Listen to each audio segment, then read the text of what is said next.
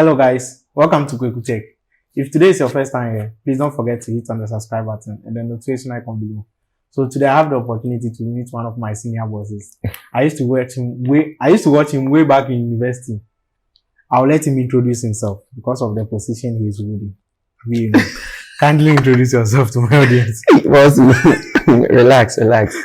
Yeah, what's up guys? My name is Innocent and I'm a freelance graphic designer, a YouTube content creator, and I was trained as an IT teacher. Oh, okay. Yeah, so I completed Univer last 2 years. Hey, it's already 2 years, last 2 years. So I hold a BSc IT education. Oh, I never knew. So I'm a designer, a content creator, and an aspiring teacher. Oh, that's great. Great. So how come that you became a graphic designer? How did it begin? Yeah, the journey started, I think, 2015 after I completed SHS. Oh, okay. Whilst I was in SHS, I was visiting this printing press. Like when it's vacation, I'll go there too. But as at that time, I was a typist. I was typing small. So after SHS, I went to that place, the printing press, to work full time as a typist. Oh, okay. And the graphic designer then, he had issues with the manager, so he stopped, and I saw the opportunity to. So I started watching YouTube tutorials and I started practicing, and that's how it all started. Oh, that's great. That's great. So how come that you created a YouTube channel too? The YouTube channel also started, I think, ending of 2016, but I actually started in 2017. Okay. Yeah, so I was researching for ways to make money. I believe most people would resonate. Okay. So I was researching for ways to make money online. Yeah, done with SHS and all that. So I came across how to blogging and creating YouTube content. Yeah, so I decided to go with the later option that I'll start a YouTube channel. And then I started with the idea of making money.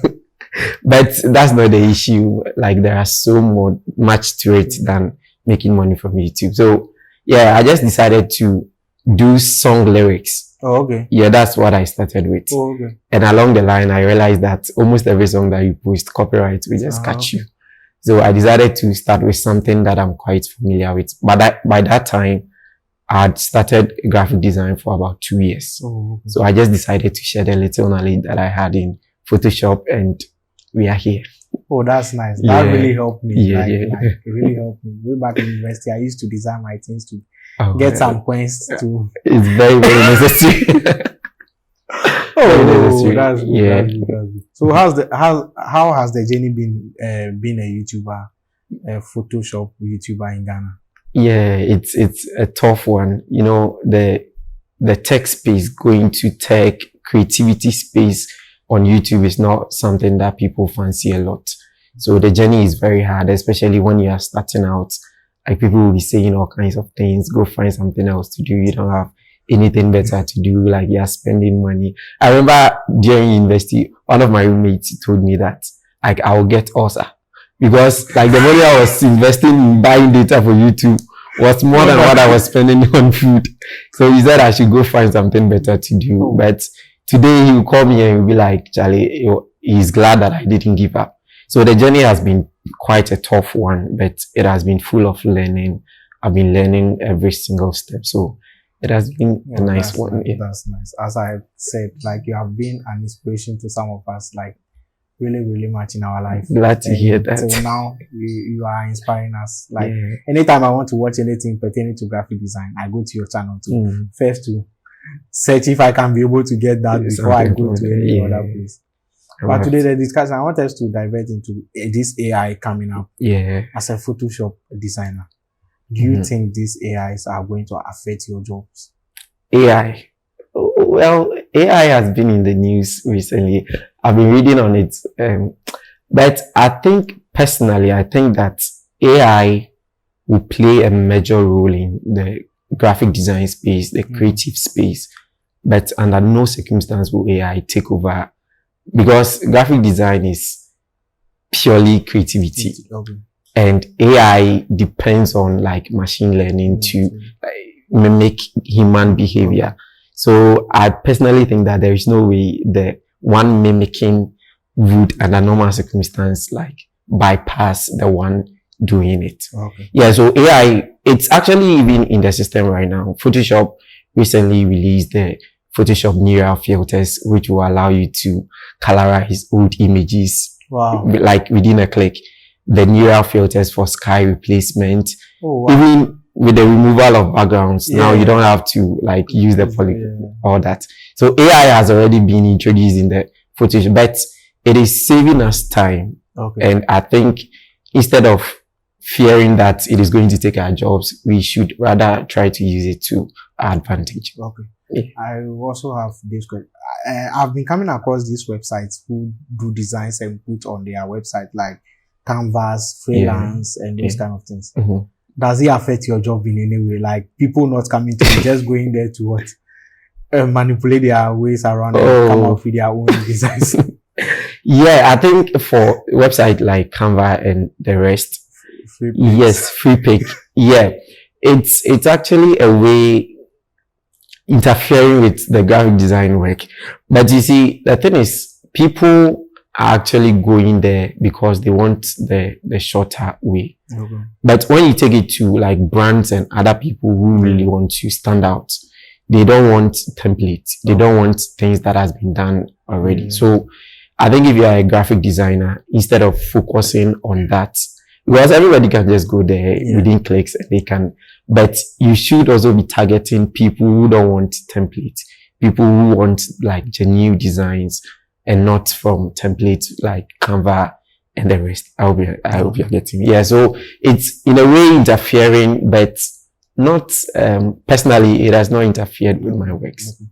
So will you advise someone coming up as a graphic designer to visit those kind of websites to pick an inspirations or? Yeah, I recently made a video about that, picking inspiration from Pinterest, Dribble, Behance, free pick. I almost visit free pick every day. So you see the templates and all those things, it helps, it inspires you. But the problem will arise when you decide to pick a template, edit it, and say that you came out with the idea. That is not the right idea. But if I pick like 5 templates from free pick, and then I pick the heading from this one, the main body from this one, the title from this one, and I put it together, it is pretty much like I did research. Yeah, creativity. Yes, creativity. So I picked this one from here. At the end of the day, I have my own concept, but I didn't use just one template and say that it is mine. So I would advise everybody, like, if you want to start graphic design. In fact, one way that helped me was picking out designs that people have done already and trying to redo it. By the time you are done, you could even come out with another concept. Like, this person did this way, I could do it this way, and then you find another way for yourself. So, yeah. But do Ghanaians really appreciate your works? Like, in terms of graphic design, do they pay you as the money that you have? Oh, for Ghana, it's a big no. Yeah, if you compare it to like the foreign clients that you work with in Ghana, like it's a big no. And the fact that they don't pay much, even it's not a problem. But the fact that they don't appreciate the work, yeah, that's another problem. But I think it's almost everywhere, because I have people that I look up to outside of the country that also complains about these same things. Yeah, so I think it's not just in Ghana, it's everywhere. But it depends on how you carry yourself around. Like the last time we were discussing, someone wanted somebody to create 50 logo samples, and then you choose one for before they enter into a contract. Like, you can just imagine this. I remember the first time I watched your video and I designed a flyer for one of my friends on campus. The guy offered us 5 CDs. Yeah. We spent a whole 3 days to design a flyer for him, and he offered us 5 CDs. We told him to take the design. Exactly. So people will come at you like, you be like, okay, oh Charlie, let me just come down for him. And still, they won't appreciate it. The same design that you do for someone outside for like 500,000 CDs, you'll be giving it to somebody for 100 CDs, 50, you come down to 50, and they'll be like, Charlie, it's too much. Yeah, so it's everywhere, but we just try to value ourselves first so that others can value us. Yeah. That's okay. So is it right for people like someone who is a beginner be switching like applications like Photoshop to CorelDRAW, trying to learn? Yeah, for when it comes to like the tools and softwares, I personally advise that you work with the one that works best for you and easier for you. I personally I can do, or I would do almost anything with Photoshop. But there are other people that can also do the same thing with CorelDRAW, Illustrator. So switching will depend on testing. So maybe you started with CorelDRAW, but along the line you found Photoshop, and then you realize that Photoshop is way easier.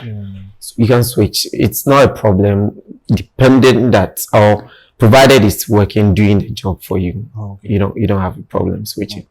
Okay. Sure. So what are some of the things you tell people coming up who want to learn from you? Sorry.